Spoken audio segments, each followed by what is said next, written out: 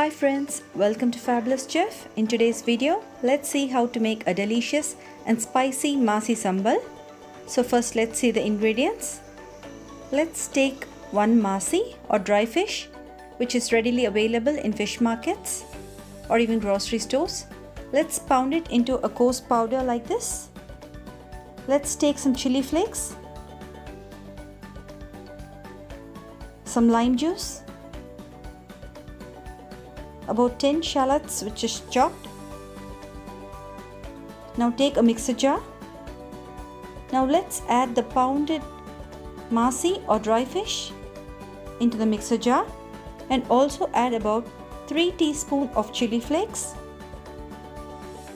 You can alter the spice according to your taste. Today I am using 3 teaspoons of chili flakes and ground it into a coarse powder like this. Now let's start adding the chopped shallots. I've taken about 10 numbers of shallots or small onions. Let's add about 1 full lime juice. Now let's add sufficient salt